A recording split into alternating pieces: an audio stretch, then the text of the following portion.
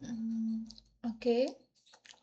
Hello everyone, कैसे हो मेरे प्यारे प्यारे चुनु मुनुस? क्या हाल चाल है आप लोगों के? आई होप सब बढ़िया। और वेलकम टू सोना मोहिनी बायोलॉजी। मैं हूँ सोना मोहिनी, आपकी अपनी बायोलॉजी एजुकेटर। और आज हम लोग जो सेशन करने जा रहे हैं ना, ये धमाकेदार सेशन होने वाला है। ऐसा सेशन आप लोग ने पहले कभी नहीं अटेंड करा होगा, और किया भी होगा तो उससे बहुत ज्यादा फायदा तो नहीं मिला होगा जितना आज आपको मिलेगा। क्योंकि मतलब कहाँ कहाँ से मैंने क्वेश्चंस जोड़ जोड़ कर बनाए हैं और किस तरीके से मैंने फ्रेम किया है, I can't even tell you. अगर आप कल से मेरे अगर आप मुझे इंस्टाग्राम पे फॉलो करते हो, तो कल से मैं स्टोरीज भी लगा रही हूँ। आप देख पा रहे हो कि मैं इसी अपने स्टडी टेबल पर बैठी हूँ कल से ही, और बहुत थोड़ा सा सोई। अभी तक मैंने सुबह से कुछ खाया नहीं है। I am just making this PPT, और मैंने पूरी जान लगा दी है इसको करने में।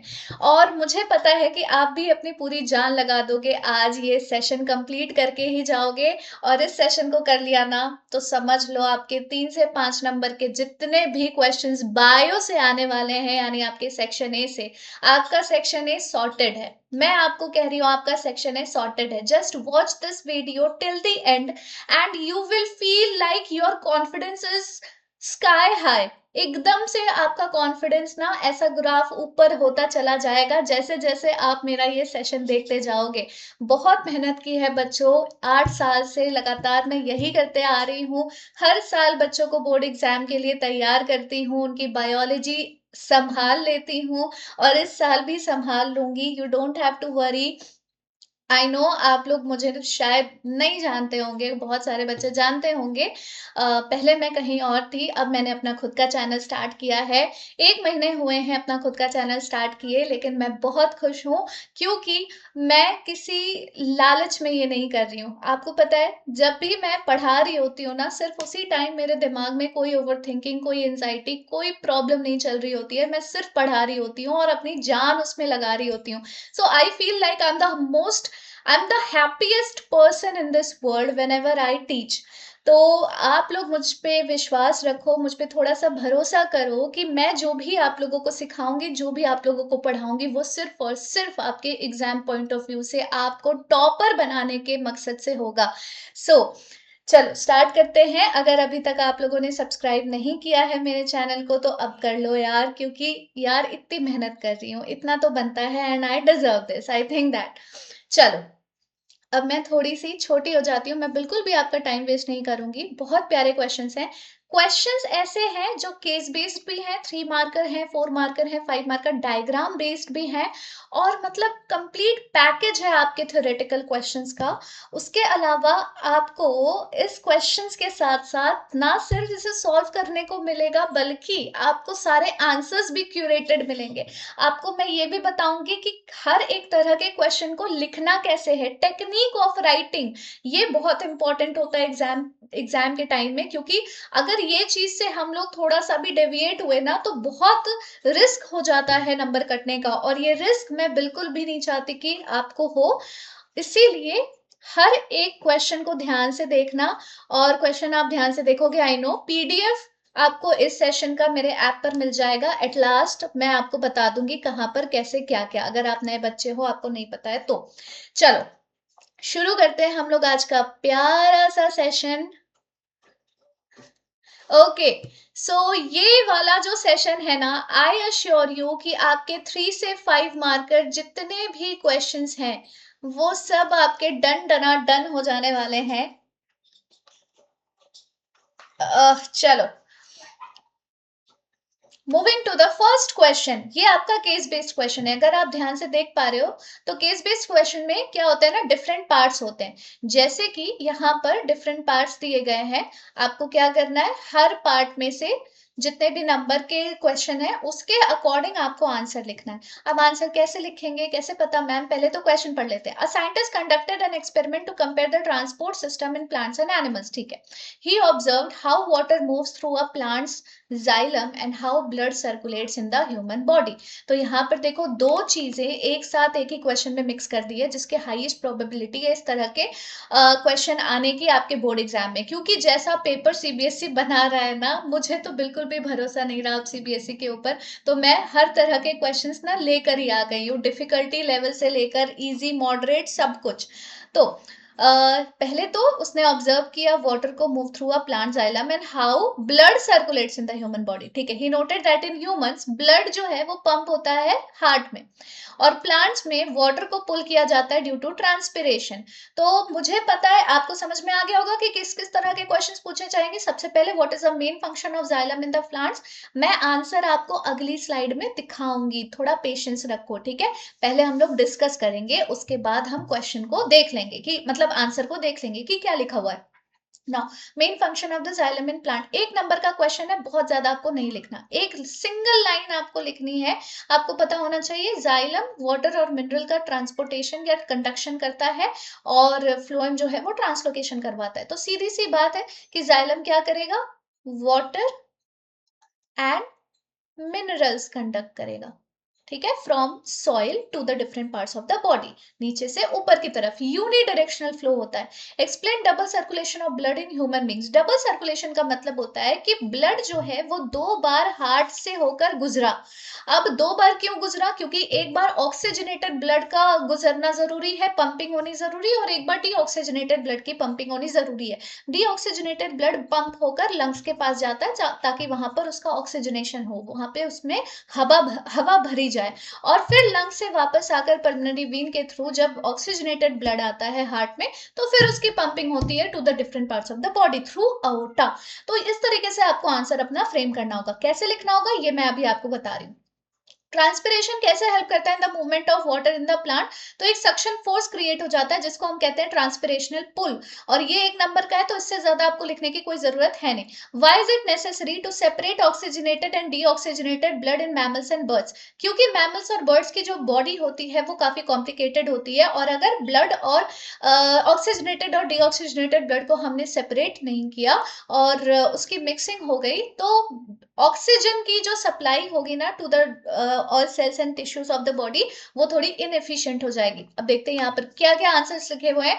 Xylem transports water and mineral from roots to the other parts of the plant, वैसे ही का वैसा ही आंसर है जैसा हमने डिस्कस किया था। डबल सर्कुलेशन इंश्योर करता है कि कंप्लीट सेपरेशन हो जाए ऑक्सीजन रिच और ऑक्सीजन पुअर ब्लड का। हार्ट जो है वो ब्लड को 2 बार पंप करता है, ऑक्सीजनेटेड ब्लड जो है वो हार्ट से to the different parts of the body चली जाती है, डीऑक्सीजनेटेड ब्लड जो है वो रिटर्न होती है हार्ट में, और फिर वो पंप होती है to the lungs for oxygenation. Transpiration एक सक्शन फोर्स क्रिएट करता है जो पुल करता है वाटर को ऊपर की तरफ थ्रू द जाइलम, जैसा हम लोगों ने अभी डिस्कस किया था। सेपरेशन ऑक्सीजनेटेड और डीऑक्सीजनेटेड ब्लड का इंश्योर करेगा एफिशिएंट सप्लाई ऑफ ऑक्सीजन, जो कि बहुत जरूरी है हाई एनर्जी नीड के लिए, जो कि हम वार्म ब्लडेड एनिमल्स को जरूरी होता है। तो इस तरह का अगर आंसर आप लोगों ने लिखा ना, जो कि कंप्लीट हो, कहीं से भी कोई चीज छूटी ना हो, सारे जो जिस तरह से मैं अंडरलाइन कर रही हूँ ना, यहाँ पर देखो मेरी आदत हो चुकी है, क्योंकि पढ़ाते पढ़ाते मुझे पता है कि कहाँ पर कीवर्ड्स हैं, कहाँ पर मुझे अंडरलाइन करना है। ये जो मैंने अंडरलाइन करा है, आपको एग्जैक्टली इसी तरह से पहले तो पॉइंट वाइज आंसर लिखना है और इसी तरह से कीवर्ड्स को अंडरलाइन करना है। सी, मैंने जानबूझकर ये नहीं किया, ये अपने आप मुझसे हो गया क्योंकि मेरी हैबिट हो चुकी है। इसी तरह से आपको हैबिट बनानी पड़ेगी आंसर राइटिंग में कीवर्ड्स को अंडरलाइन करने की। नेक्स्ट क्वेश्चन है, a scientist conducted an experiment to compare the transport system of plant and animal। फिर से वैसा ही सिमिलर सा क्वेश्चन है। ही ऑब्जर्व कि वाटर कैसे मूव करता है प्लांट में थ्रू जाइलम, और how blood circulates in the human. अरे ये रिपीट हुआ है क्या, ओहो कोई बात नहीं, नेक्स्ट क्वेश्चन पे चलते हैं। How does paramecium obtain its food, how does paramecium obtain its food. तो पैरामीशियम जो है बेटा वो है यूनी सेलुलर ऑर्गेनिज्म, यानी कि वो होता है सिंगल सेल का बना हुआ, सिंगल सेल का बना हुआ। अब वो फूड कैसे ऑब्टेन करेगा, इसके बारे में आप बताओ। आप सोचो कि कैसे ऑब्टेन करेगा, तो ये ना इनगल्फ करते हैं फूड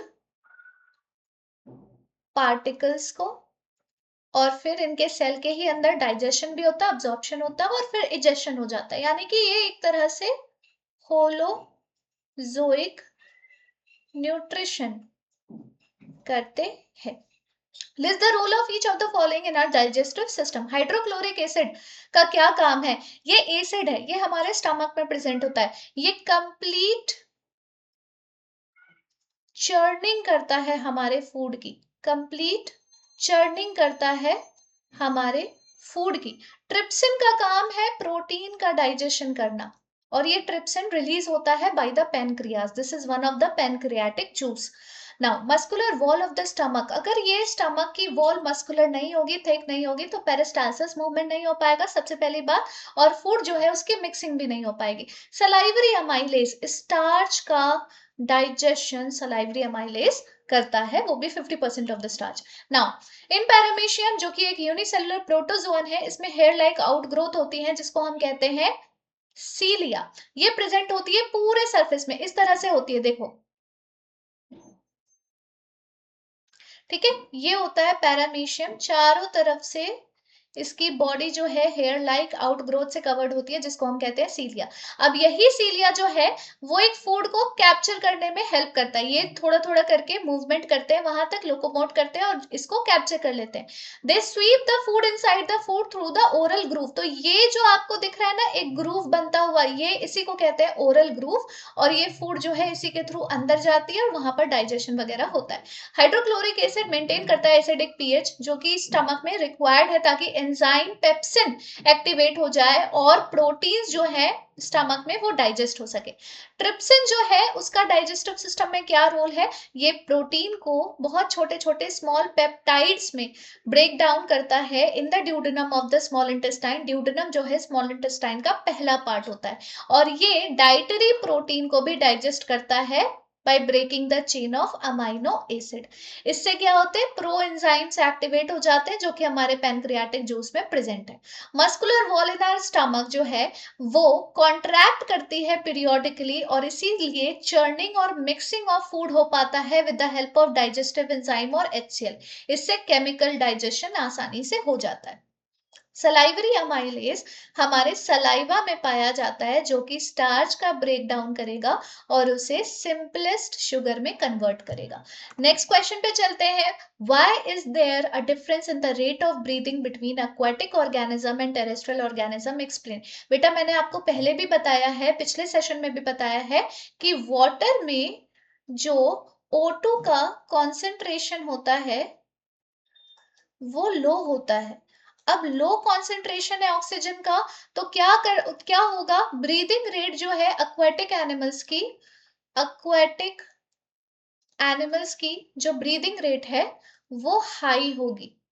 हाई क्या होगी, रेस्पायरेटरी रेट या ब्रीदिंग रेट, दोनों कह सकते हो, ठीक है।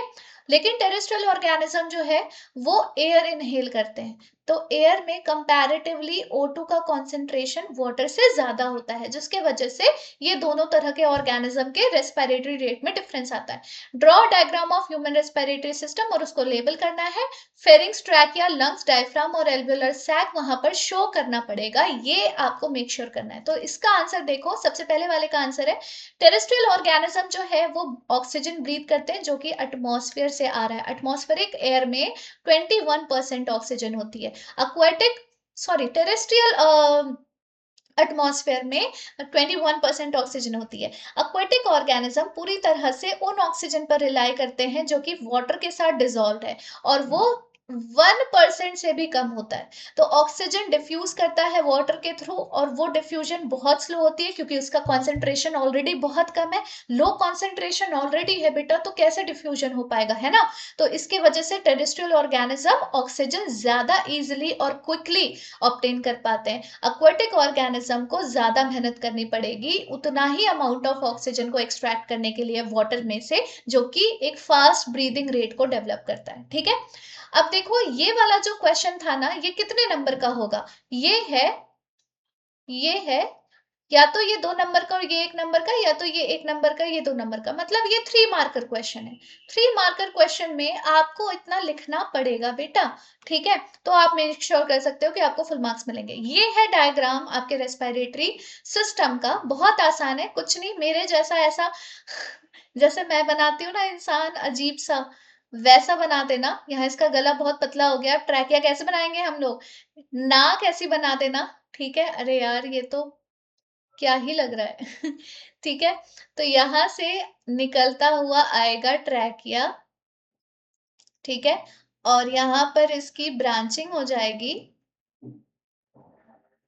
यहाँ पे दोनों लंग्स ऐसे करके दिखा देना, और लंग्स के जस्ट नीचे you have to make diaphragm, जो कि एक मस्कुलर सी शीथ होती है।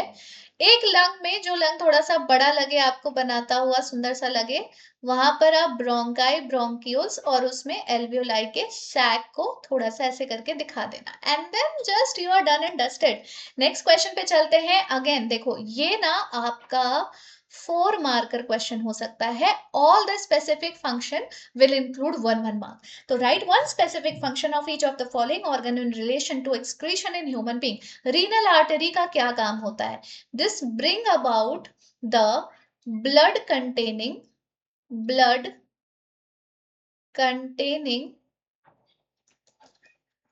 metabolic या नाइट्रोजनस वेस्ट। और इसी रीनल आर्टरी के बहुत सारे इनफोल्डिंग से क्या बनते हैं? ग्लोमेरुलस बनता है। यूरेथ्रा क्या होता है? दिस इज द पैसेज और the pathway through which urine pass out. Glomerulus क्या है? Tuft of blood capillaries. Tuft का मतलब क्या होता है? गुच्छा, गुच्छे हो जाते हैं ना ब्लड कैपिलरीज के, इसी को हम ग्लोमेरुलस कहते हैं। अच्छा, यहाँ पर स्पेसिफिक फंक्शन पूछा है कि ये करेगा क्या, ठीक है। यूरेथ्रा क्या करेगा? यूरिन पास आउट करने में हेल्प करेगा। ग्लोमेरुलस क्या करेगा? Glomerulus will help in filtration of blood. Tubular part क्या करते हैं? अल्ट्रा री अब्जॉर्प्शन। जो भी अच्छी अच्छी चीजें आ गई है ना नाइट्रोजनस वेस्ट के साथ साथ, उन सब का अल्ट्रा रीअब्जॉर्प्शन करेंगे ताकि यूरिन का फॉर्मेशन हो सके। रीनल आर्टरी कैरी करता है blood from the outer to the kidney for filtration. फिर यूरेथ्रा ट्रांसपोर्ट करता है यूरिन को from bladder to the outside of the body, basically passage की तरह काम करेगा। ग्लोमेरुलस फिल्टर करता है ब्लड को ताकि फॉर्मेशन ऑफ यूरिन इनिशिएट कर सके। Tubular part of the nephron, ये सेलेक्टिव रीअब्जॉर्प्शन करता है ताकि एसेंशियल सब्सटेंसेस यानी कि ग्लूकोज हो गया, अमाइनो एसिड्स हैं, सॉल्ट्स हैं, ये वाटर है, ये सब ब्लड के अंदर चला जाए वापस, क्योंकि ये सब जरूरी है हमारी बॉडी के लिए। नेक्स्ट क्वेश्चन देखो, राहुल एक्सीडेंटली टच करता है हॉट पैन व्हाइल कुकिंग। तो अब समझ ही गए होंगे आप लोग कि हो गया रहा है इसके साथ, इसने ना टच कर दिया है किसको? हॉट पैन को, कुकिंग करते वक्त। तो अब उसे इमिडिएटली विड्रॉ करना पड़ता है अपना हाथ, विदाउट कॉन्शियसली थिंकिंग, मतलब वो सोचता भी नहीं है कि उसे ऐसा करना है, बट वो कर देता है। अब लेटर ही रिकॉल्ड कि he had not given his hand a command to move. उसने ये नोटिस किया कि उसे जब तक समझ में आता तब तक उसका हाथ तो विड्रॉ हो चुका था। Automatically his teacher explain that such actions are controlled by the nervous system and are called reflex action. अब आपसे पूछा गया 1 नंबर के क्वेश्चन में कि रिफ्लेक्स एक्शन होता क्या है? तो रिफ्लेक्स एक्शन होता है एक sudden involuntary response to an external stimuli, और ये प्रोसेस होता है हमारे स्पाइनल कॉर्ड में। एक्सप्लेन पाथवे ऑफ रिफ्लेक्स आप। तो सबसे पहले आपका जो भी सेंस है, यानी कि जो भी रिसेप्टर है जिसने वो सेंस को सेंस किया है, जिसने उस स्टिमुलस को सेंस किया है, वहां से सेंसरी न्यूरॉन जाता है। सेंसरी न्यूरॉन को एक तरह से हम इफेक्टर न्यूरॉन भी कहते हैं, ठीक है। वो जाएगा स्पाइनल कॉर्ड के पास, ठीक है। स्पाइनल कॉर्ड मोटर न्यूरॉन को सिग्नल देगा कि बेटा जी आप या तो हमारे मसल या रिस्पेक्टिव ग्लैंड के पास जाइए एंड डू द नीडफुल, ठीक है। How is the reflex action different from voluntary action? क्योंकि रिफ्लेक्स एक्शन में सोचना नहीं पड़ता, ये सडन होता है, without the involvement of brain. इसको कंट्रोल स्पाइनल कॉर्ड करता है। और वॉलंटरी एक्शन वो एक्शंस होते हैं जो हमारा ब्रेन कंट्रोल करता है, वो कॉन्शियसली हम कर रहे होते हैं। ब्रेन का भी कौन सा पार्ट? आपका मेडुला, ठीक है। मतलब मोस्टली मेडुला या फिर सेरिबेलम, ठीक है, या फिर सेरिब्रम ऑल्सो, मतलब पूरा का पूरा ब्रेन कंट्रोल करता है वॉलंटरी एक्शन को। Which part of the brain controls involuntary actions like heart beat और डाइजेशन, तो ये कौन सा पार्ट होगा हमारे ब्रेन का? हाइपोथैलेमस, ठीक है। चलो, now, a reflex action is an automatic, quick response to a stimulus that does not involve conscious thought. ये होता है reflex action. आप ऐसा भी लिख सकते हो, sudden और automatic response है ये. Sudden भी लिख सकते हो, ऐसे भी लिख सकते हो. अब reflex आप स्टिमुलस डिटेक्ट होता है बाय द रिसेप्टर, वो रिसेप्टर स्किन हो सकता है, कुछ भी हो सकता है, गस्ट्रेटेड रिसेप्टर हो सकता है, if it is a matter of taste और समथिंग। सेंसरी न्यूरॉन ट्रांसमिट करता है इम्पल्स को to the spinal cord. Spinal cord में इंटर न्यूरॉन्स जो होते हैं वहां पर स्पाइनल कॉर्ड में प्रोसेस कर रहे होते हैं इस इंफॉर्मेशन को। इम्पल्स सेंड हो जाता है टू द मोटर न्यूरॉन और वहां से इफेक्टर मसल या ग्लैंड के पास चला जाता है, तो muscle will respond by withdrawing the hand. Reflex action automatic होते हैं और थिंकिंग इन्वॉल्व नहीं करते, सोचना नहीं पड़ता है, जबकि वॉलंटरी एक्शंस कंट्रोल होते हैं बाय द ब्रेन और वहां पर कॉन्शियस एफर्ट लगता है। Medulla oblongata in the hind brain ये कंट्रोल करते हैं इनवॉलंटरी एक्शंस को, जैसे कि हार्ट बीट और digestion. Next, Ravi noticed that when he touched the Mimosa pudica, that is touch me not plant, it leaves folded quickly. However, उन्होंने observe किया that when a sunflower plant responded to sunlight, the movement was slow. His teacher explained that plants movement can be of two types, जो कि एक growth dependent होता है और एक growth independent होता है, और इन्हीं दोनों growth related movement को हम tropic movement और nastic movement कहते हैं, ठीक है। तो how does touch me not plant respond to touch, ये कैसे respond करेगा? ये अपने लीव्स को ना फोल्ड कर लेगा, और ये ऐसा क्यों होता है? Because of the difference in water content of the leave, ठीक है। मतलब एक तरह से आप समझ ले सकते हो कि टर्जिडिटी में जैसे ही डिफरेंस आएगा वैसे ही लीव्स जो है वो फोल्ड हो जाएंगे। What is the difference between tropic और नास्टिक मूवमेंट? तो एक ग्रोथ रिलेटेड होता है, एक ग्रोथ रिलेटेड नहीं होता है। Name one plant hormone responsible for growth, तो इसमें आप ऑक्सिन लिख सकते हो, ठीक है। How do tendrils in plant move around a support? Around a support tendrils जो है वो कैसे मूव करती है? अवे करती है या टूवर्ड्स करती है? तो इसका आंसर है अवे। नेक्स्ट, तो अब हम आंसर देखेंगे। Touch me not plant respond करती है by losing water from the certain cell, जिसकी वजह से टर्जिडिटी कॉज होता है, and that is also the cause, मतलब आप टर्जिडिटी वाला वर्ड भी मतलब मेंशन कर सकते हो, causing leaves to fold. Tropic movement directional होते हैं, डिपेंड होते हैं ग्रोथ पे, जबकि नास्टिक मूवमेंट नॉन डायरेक्शनल होते हैं, डिपेंड नहीं करते ग्रोथ पे।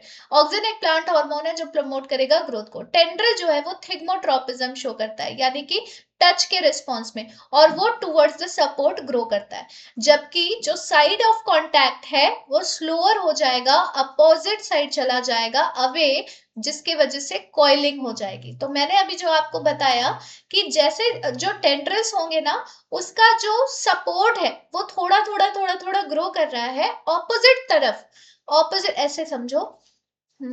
ऐसा कंफ्यूज मत होना, ठीक है।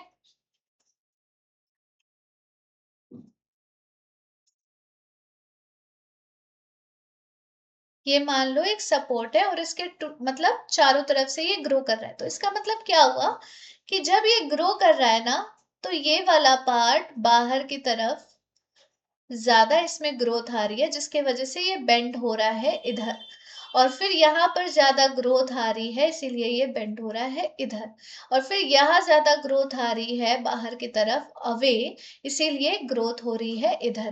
तो इसीलिए हम कहते हैं कि टेंड्रिल्स जो है वो सपोर्ट की तरफ तो जा रहे होते हैं, बट ग्रोथ जो है वो ऑपोजिट हो रही होती है, अवे हो रही होती है।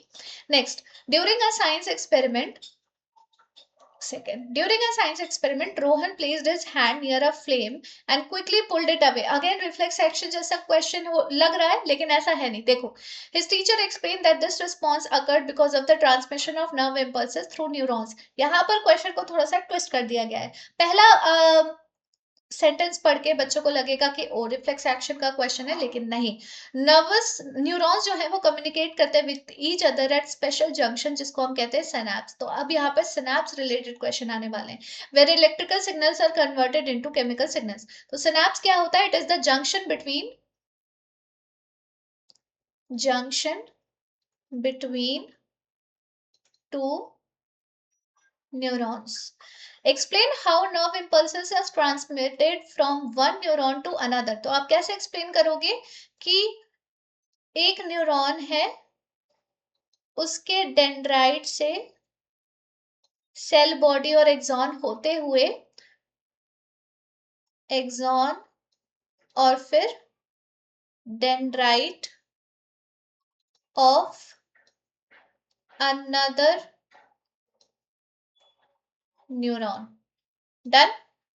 Why do nerve impulses travel in one direction only?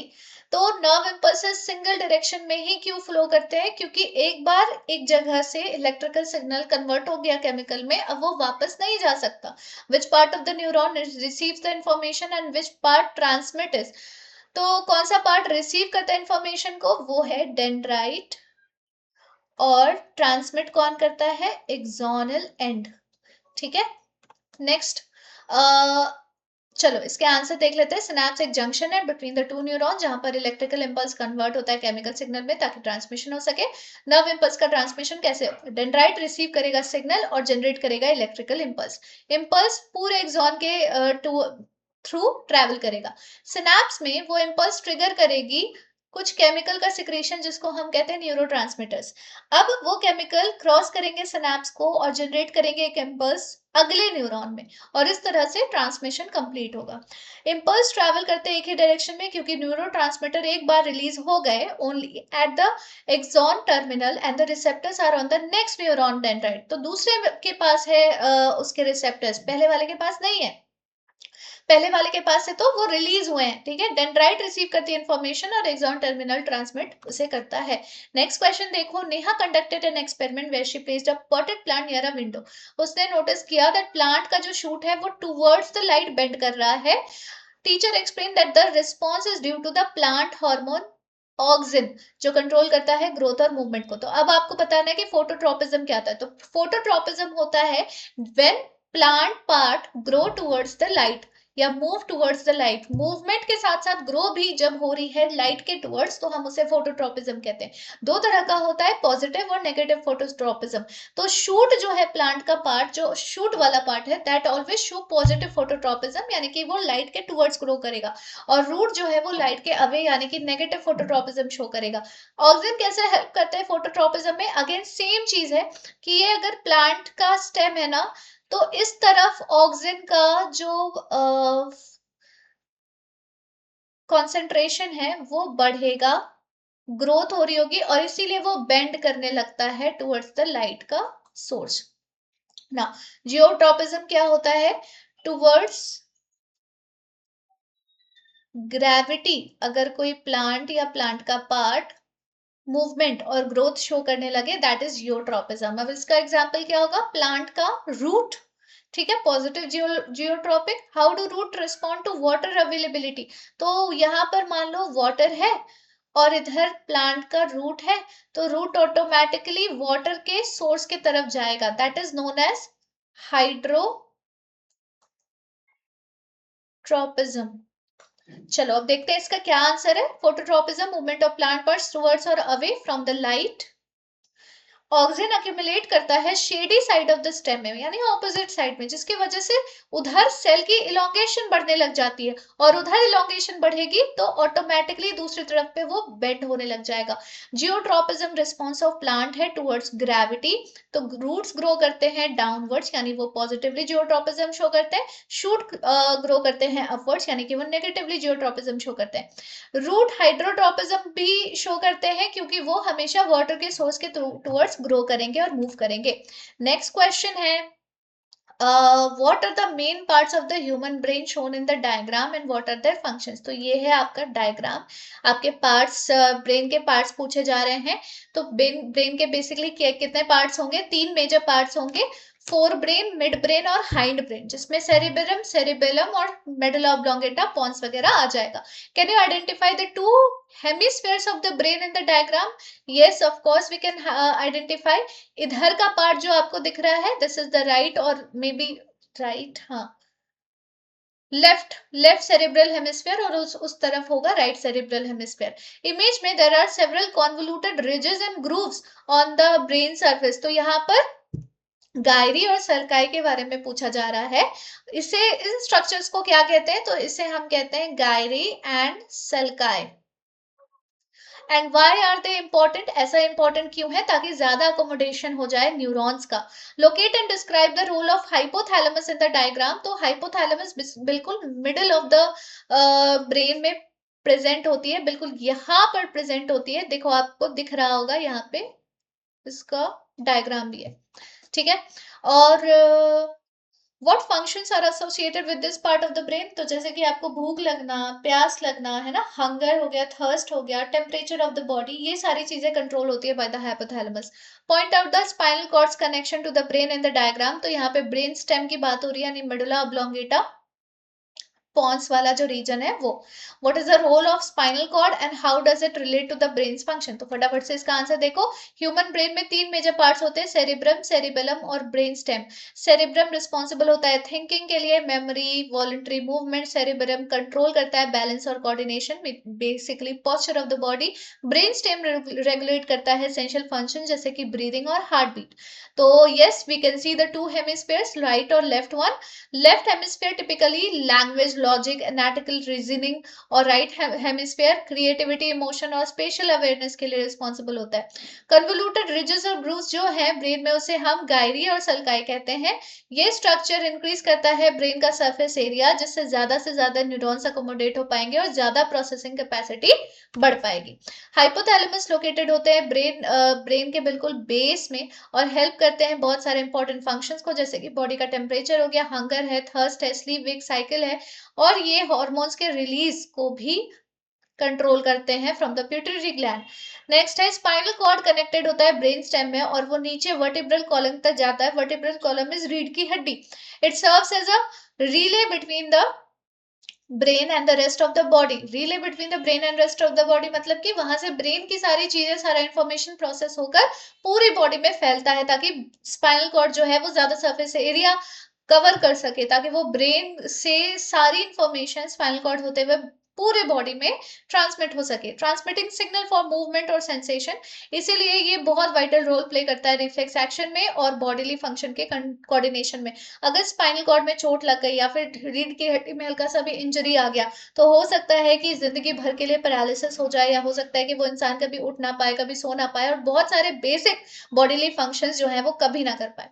Next question देखो, अब आते हैं हम हाउ डू ऑर्गेनिजम्स रिप्रोड्यूस वाले चैप्टर में। पॉलिनेशन एक इंपॉर्टेंट प्रोसेस है सेक्सुअल रिप्रोडक्शन ऑफ प्लांट्स में। It is an essential process जो फैसिलिटेट करता है fertilisation in plants. Pollinating agents wind भी हो सकते हैं, वाटर हो सकते हैं, इंसेक्ट और बर्ड्स हो सकते हैं। Several changes takes place in the flowers after fertilisation has taken place.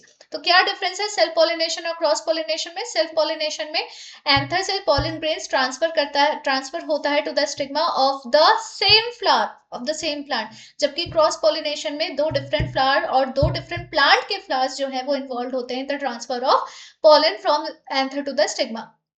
Name the part of the flower which attract insect for pollination, तो वो हो जाते हैं पेटल्स, सुंदर सुंदर से हमारे प्यारे प्यारे से पेटल्स। और इसका आफ्टरवर्ड्स क्या होता है, ये ड्राई होकर फॉल ऑफ हो जाते हैं बच्चों। फर्टिलाइजेशन को डिफाइन करो, fusion between the two gametes, male and female gametes. Fate क्या है ओव्यूल का, ओव्यूल आफ्टर फर्टिलाइजेशन सीड बन जाता है, ओवरी आफ्टर फर्टिलाइजेशन फ्रूट बन जाती है। In a germinating seed which part are known as future shoot, तो फ्यूचर शूट हम जर्मिनेटिंग सीड में प्लूम्यूल को बोलते हैं, और फ्यूचर रूट हम जर्मिनेटिंग सीड में रेडिकल को बोलते हैं। इसका और फंक्शन ऑफ कॉटलिडन बोला गया है, तो कॉटलिडन का फंक्शन होता है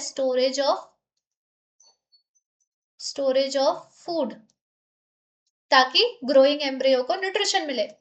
तो देखो आ गया आपका answer, petal dry and fall off, fusion of male and female gamete, seed and fruit, shoot, plumule, radicle, cotyledon, stores food. Next question है, ये आपका 3 मार्क का क्वेश्चन है, यहाँ पर लिखा हुआ भी है, events that take place once a sperm reaches the oviduct till it becomes a foetus. तो देखो जैसे स्पर्म जो है ओविडक्ट में पहुंच गया, ओविडक्ट में उसे मिलेगा एग सेल, ठीक है, और ये दोनों फ्यूज करके बना लेंगे जाइगोट। अब जाइगोट में होगी क्लीवेज। क्लीवेज एक तरह का ऐसा डिवीजन है जिसमें न्यूक्लियस कंटिन्यूअसली डिवाइड होता है, या ऐसा कह सकते हैं कि एक बाउंड्री के अंदर ही सेल्स जो है आपस में डिवाइड होते चले जाते हैं, और फिर ये बनाएंगे different stages of the foetus और द एम्ब्रियो। ठीक है, फाइनली ये बन गया foetus. Role of placenta in pregnancy. Placenta एक बहुत इंपॉर्टेंट पार्ट होता है प्रेगनेंसी में, जो कि इंपॉर्टेंट होता है ताकि न्यूट्रिशन एंड ऑक्सीजन एक्सचेंज हो सके। सिर्फ न्यूट्रिशन और ऑक्सीजन ही नहीं, CO2 और वेस्ट, ये फीटस से मदर में, बेसिकली मदर से फीटस को कनेक्ट करने वाला जो पार्ट है दैट इज प्लेसेंटा। न्यूट्रिशन और O2 जो है ये मदर से फीटस में।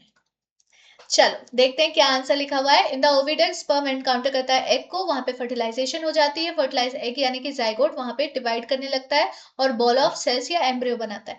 एम्ब्रियो इम्प्लांट होती है लाइनिंग ऑफ द यूट्रस में, वहां पे वो कंटिन्यूअसली ग्रो करता है, डेवलप करता है जब तक वो फीटस नहीं बन जाता।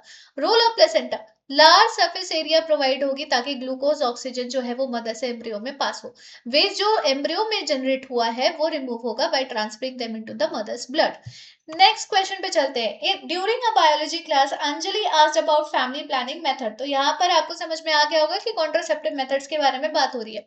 हर teacher explain how contraceptive methods help prevent unwanted pregnancies and protect against sexually transmitted diseases. मेरे मन में क्वेश्चन ये है कि अंजलि क्यों फैमिली प्लानिंग मेथड के बारे में पूछ रही है जबकि वो अभी भी स्कूल में पढ़ रही है। खैर चलो, हमें ज्यादा किसी के पर्सनल मैटर में नहीं जाना चाहिए।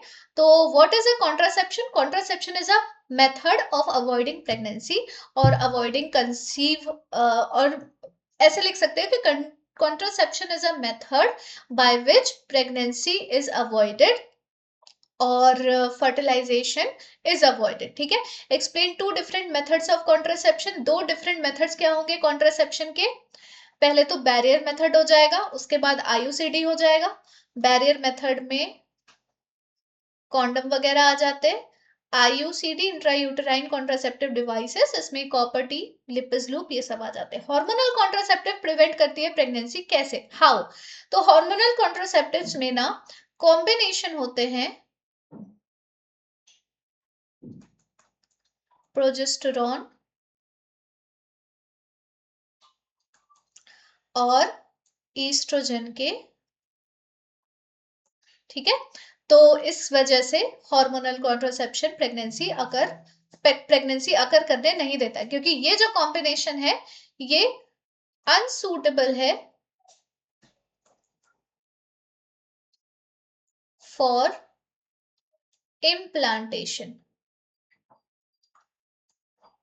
ठीक है, can contraceptives prevent sexually transmitted diseases? Yes, वो प्रिवेंट कर सकते हैं, लेकिन सिर्फ एक ही तरह का कॉन्ट्रासेप्टिव प्रिवेंट कर सकता है, that is barrier method.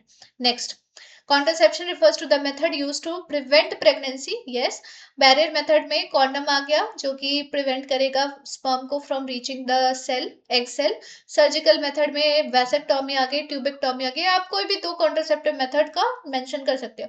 Hormonal जो है यानी कि पिल्स, वो प्रिवेंट करती है ovulation by altering hormonal levels, जिससे एग रिलीज बंद हो जाता है। बैरियर मेथड जैसे कि कॉन्डम्स, वो प्रिवेंट करते हैं STDs, लेकिन बाकी कॉन्ट्रासेप्टिव मेथड्स ऐसा नहीं करते। During a lab activity Anjali observe that a planaria, यानी कि फ्लैट वर्म, उसे कट हो गया था 3 पार्ट्स में।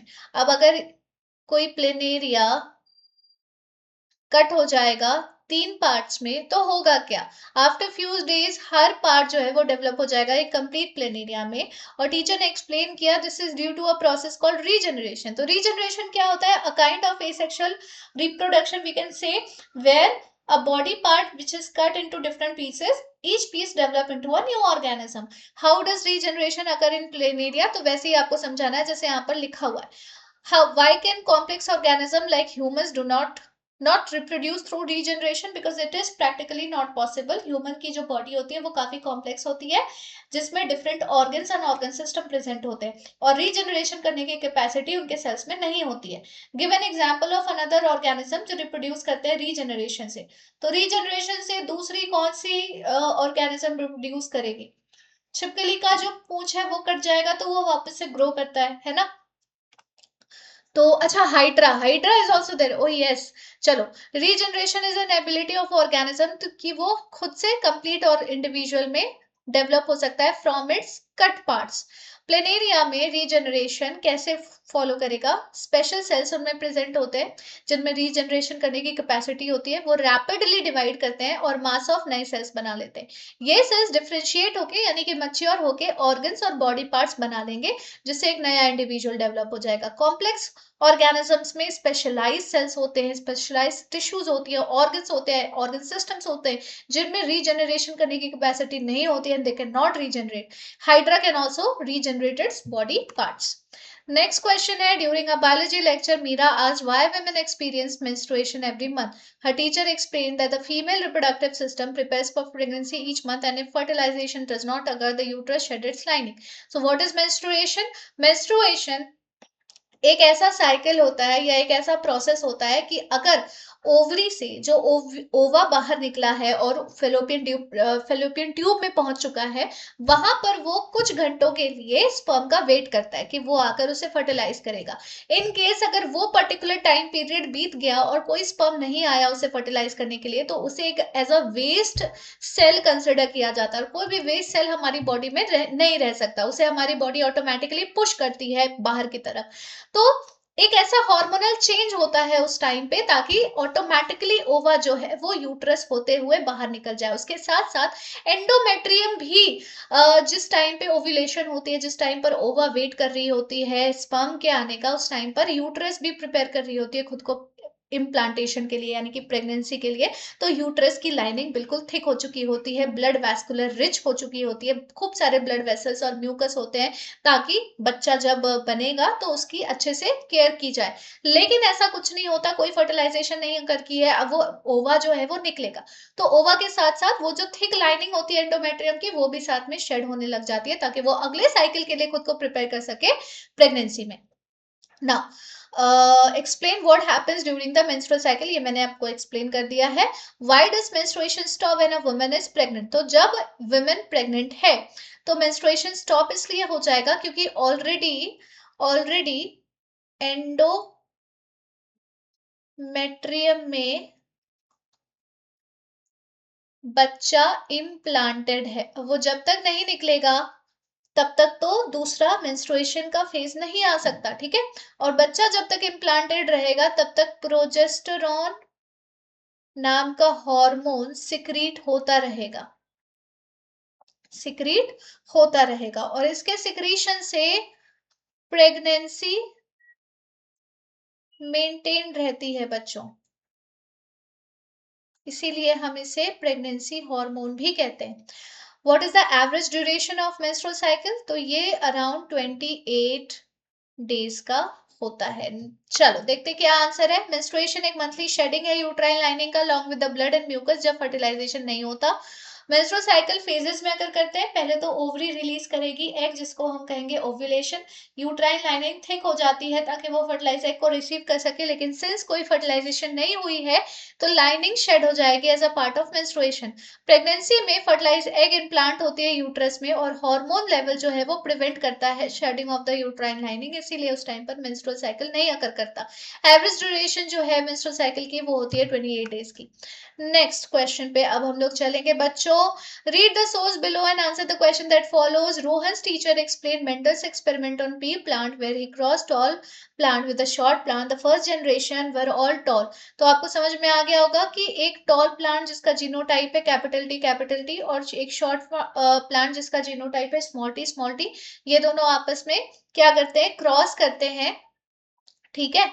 और जो फर्स्ट जनरेशन बनती है वो बनती है capital T small T, F1 generation.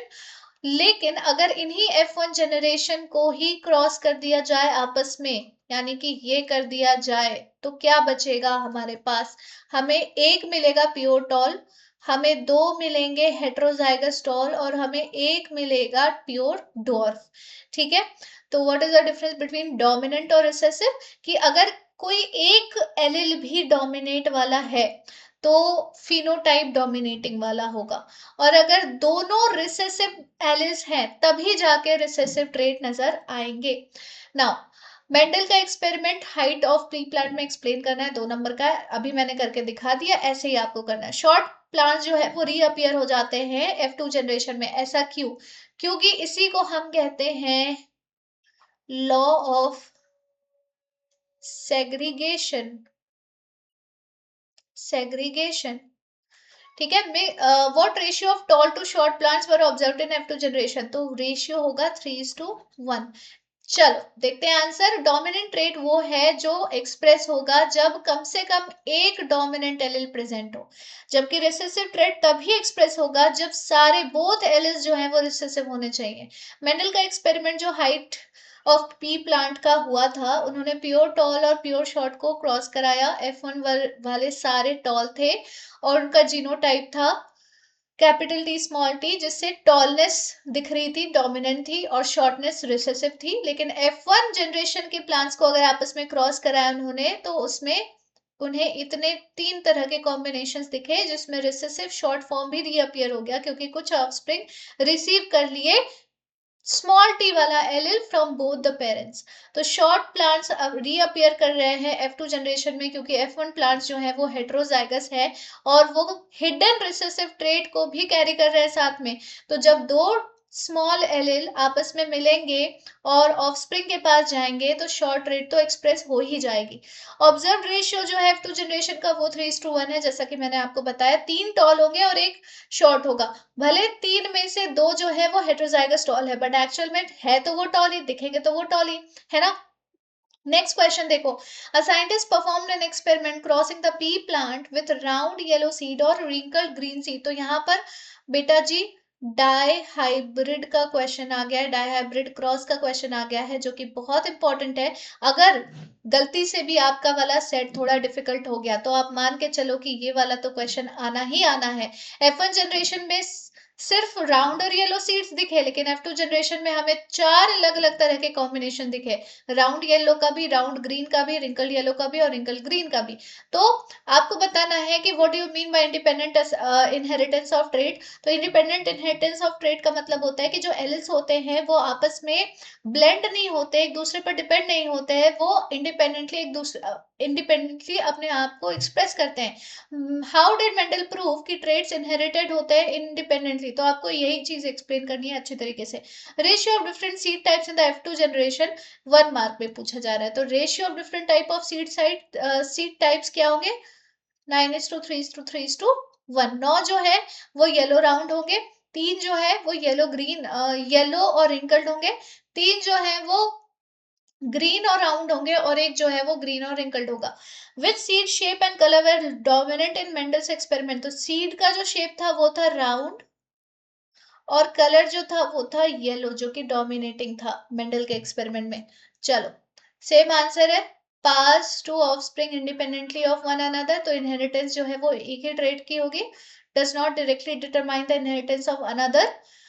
Independent inheritance using dihybrid cross, उन्होंने ये और ये क्रॉस किया, ये मिला, डोमिनेंट ट्रेट था दोनों कैरेक्टर के लिए। सेल्फ क्रॉस करने के बाद नए कॉम्बिनेशंस मिले, राउंड ग्रीन के, रिंकल्ड येलो के, जिससे हमें पता चलता है कि 2 ट्रेट सेग्रीगेट हो रहे हैं इंडिपेंडेंटली और वो आपस में रिकम्बाइन होकर डिफरेंट कॉम्बिनेशंस दे रहे हैं हम लोगों को। F2 जनरेशन में फिनोटिपिक रेशियो थी 9:3:3:1 की, राउंड शेप और येलो कलर जो था वो डोमिनेटिंग ट्रेट था मेंडल के एक्सपेरिमेंट में।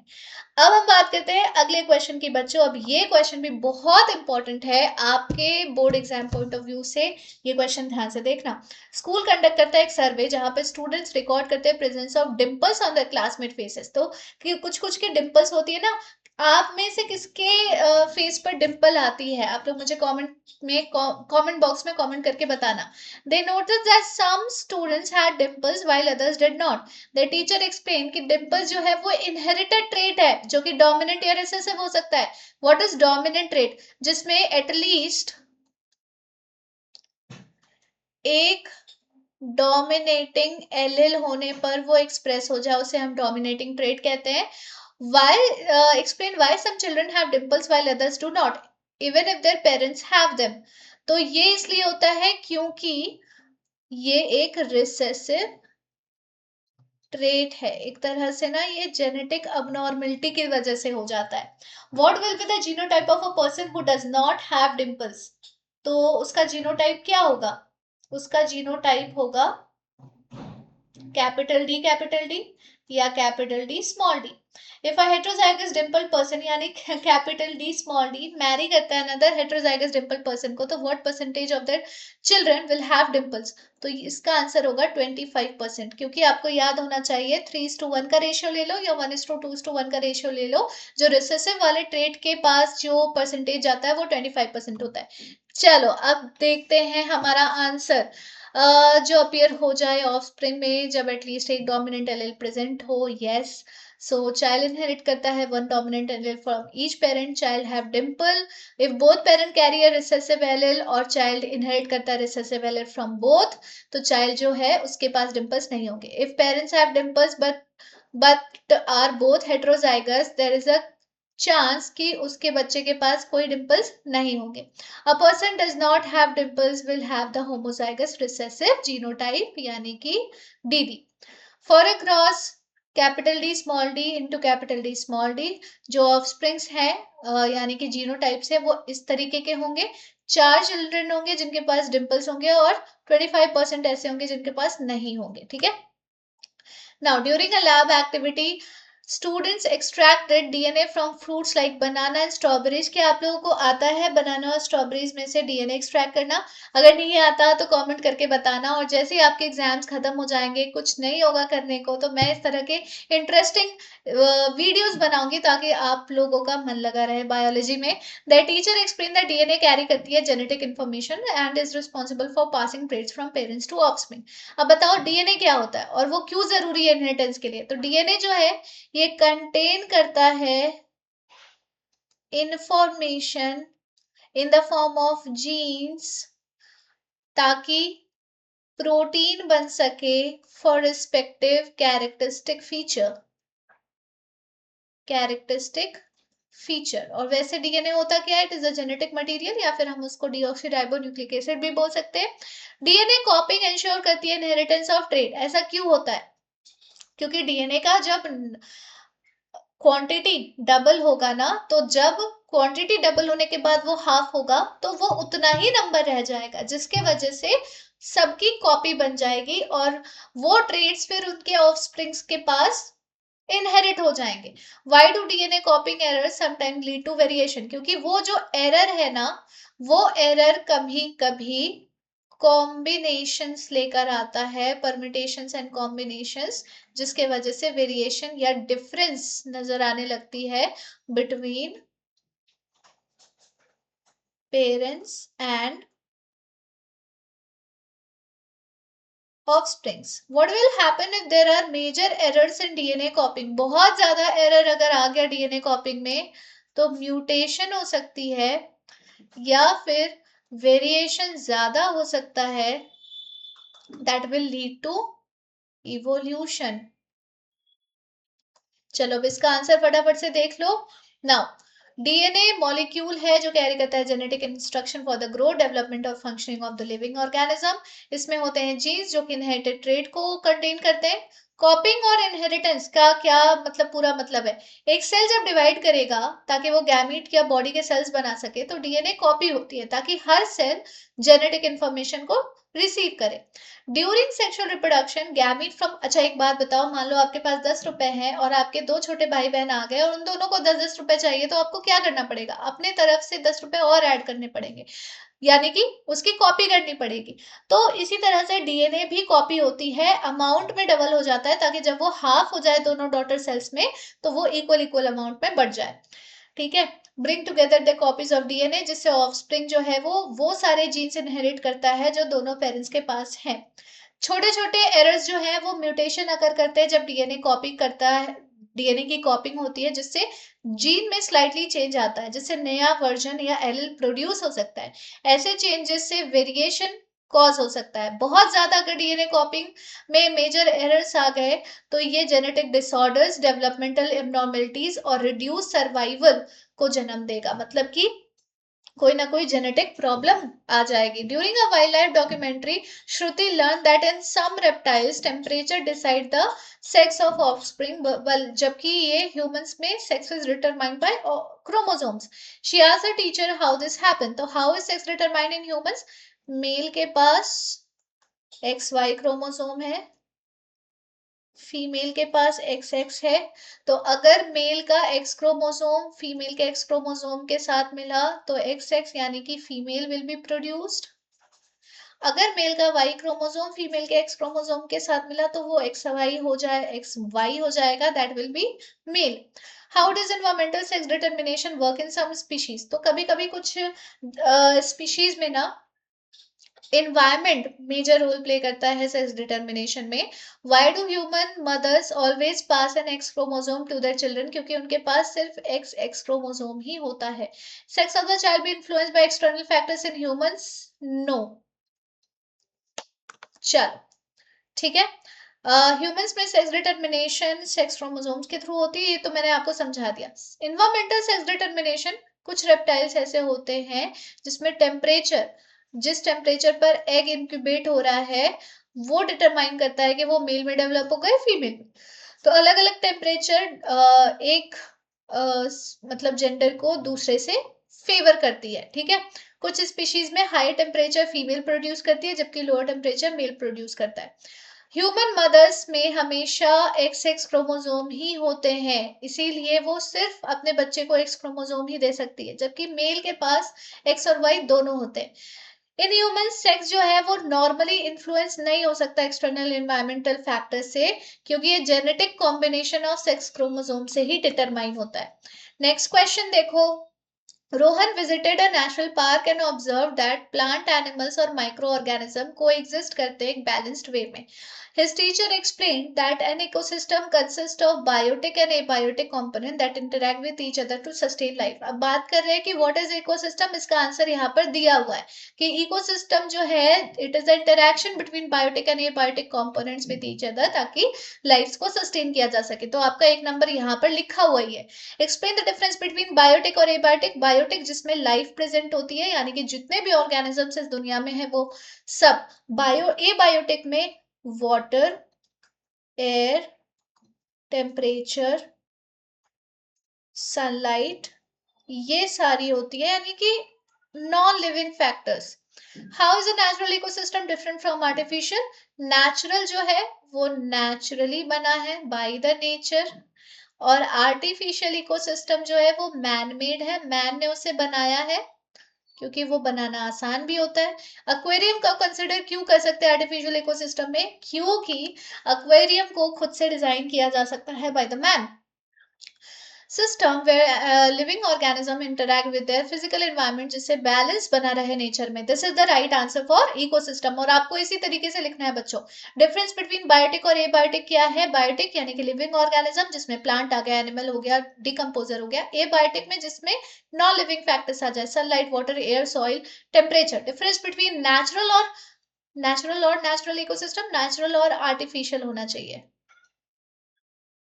एक सेकेंड, टाइपिंग एरर है बच्चों, कोई बात नहीं। नेचुरल इकोसिस्टम में फॉरेस्ट और लेक्स आ जाएंगे जो कि खुद ही फंक्शन करता है और नेचर ने ही उन्हें बनाया है। आर्टिफिशियल इकोसिस्टम में एक्वेरियम और गार्डन हो जाएंगे जिसमें ह्यूमन इंटरवेंशन या ह्यूमन मैनेजमेंट की जरूरत पड़ती है। एक एक्वेरियम आर्टिफिशियल इसलिए है क्योंकि उसमें ह्यूमन इंटरवेंशन चाहिए ताकि वो ऑक्सीजन का सप्लाई कर सके, फूड का सप्लाई कर सके, वेस्ट को रिमूव कर सके। Next, during a field trip, students observed a deer eating grass and a tiger hunting the deer. The teacher explained that this is an example of the food chain. पहली बात तो उस field trip में students की life को इतना risk में क्यों रखा कि स्टूडेंट को दिख रहा है टाइगर, ओ माय गॉड, और डियर भी दिख रही है घास खाते हुए, my god. Where energy flows through different trophic levels. अब बताओ कि फूड चेन क्या होता है? फूड चेन एक ऐसा समझ लो कि एक ऐसा नेटवर्क तो नहीं बोलेंगे, food chain is a system जहां पर an organism Yeats another organism and is being eaten by the another organism. Explain the different trophic levels in a food chain with example. तो ट्रॉफिक लेवल, पहला trophic level producers के लिए होता है, वो plants होते हैं. दूसरा ट्रॉफिक लेवल हर्बीवोर्स के लिए होता है, उनको प्राइमरी कंज्यूमर बोला जाता है. और ऐसे ऐसे करके और सबके एग्जाम्पल लिखना है. फूड चेन यूजुअली 3 से 4 ट्रॉफिक लेवल तक ही लिमिटेड होता है. ऐसा क्यों? क्योंकि एनर्जी का जो ट्रांसफर होता है वो सिर्फ 10% होता है बच्चों. और 3 से 4 ट्रॉफिक लेवल तक आते आते मेजर एनर्जी का लॉस हो चुका होता है. उससे ज्यादा ट्रॉफिक लेवल एग्जिस्ट नहीं कर सकते नेचर में. फूड वेब कैसे फूड चेन से डिफरेंट होती है? फूड वेब फूड चेन से डिफरेंट कैसे होती है? बस लास्ट क्वेश्चन पे हम पहुंचने वाले हैं. एक second.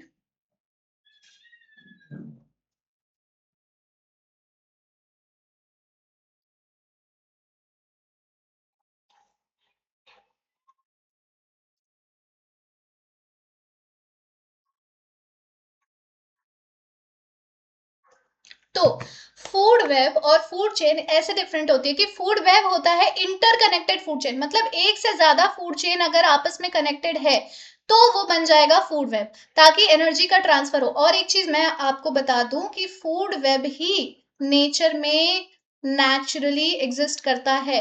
Food chain does not exist.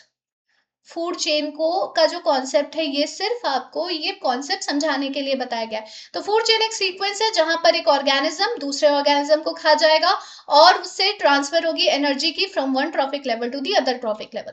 Terrestrial food chain में प्रोड्यूसर्स होते हैं जिसमें ग्रास आ गया, ठीक है, प्लांट्स आ गए जो कि खाना बना रहे हैं थ्रू फोटोसिंथेसिस.